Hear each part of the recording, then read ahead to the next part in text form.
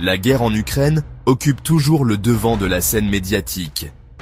Chaque jour, nous entendons parler de combats, de sanctions économiques et de négociations diplomatiques.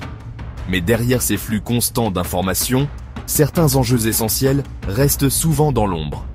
Aujourd'hui, je vous propose d'explorer 3 dimensions clés, parfois ignorées, de ce conflit majeur pour mieux comprendre ses véritables implications. Le 13 avril 2025, la ville ukrainienne de Sumy a subi l'une des attaques les plus brutales depuis le début du conflit.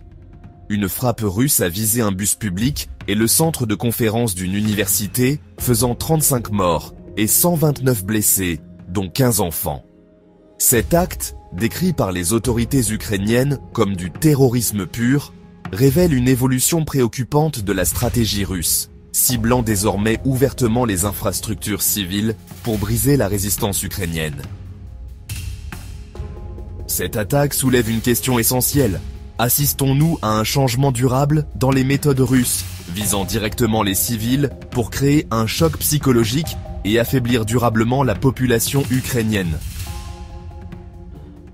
Un autre aspect critique, souvent oublié des analyses médiatiques, est celui de la crise profonde de santé mentale en Ukraine.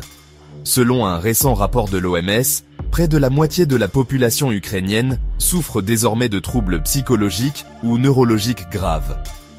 Les enfants, en particulier, sont profondément marqués par ce conflit, avec une forte augmentation des cas d'anxiété, de dépression et de stress post-traumatique. Au-delà des combats visibles, ce traumatisme invisible aura des conséquences à long terme, mettant en péril toute une génération d'Ukrainiens et compliquant sérieusement la reconstruction sociale du pays dans les années à venir. Récemment, une proposition radicale et controversée a émergé dans le débat international.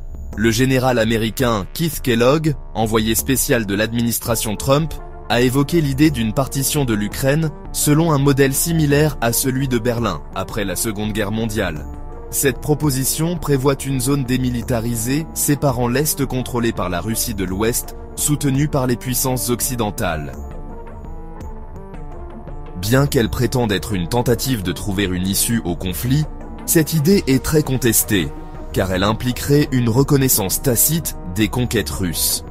Pour beaucoup, accepter une telle partition créerait un dangereux précédent dans les relations internationales, menaçant directement la notion d'intégrité territoriale des États souverains. Ces 3 faits majeurs, l'attaque de Sumy, la crise psychologique généralisée et la proposition de partition, démontrent clairement que le conflit ukrainien dépasse largement les simples considérations militaires. Cette guerre met à nu non seulement la vulnérabilité du droit international face à la force brute, mais aussi les défis profonds auxquels doivent répondre nos sociétés contemporaines.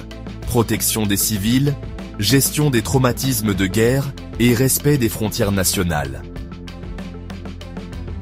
Elle révèle également les limites des institutions internationales actuelles à prévenir ou à stopper efficacement ce type de conflit, et interroge sur la nécessité urgente de réformes majeures dans les mécanismes de sécurité collective à l'échelle mondiale.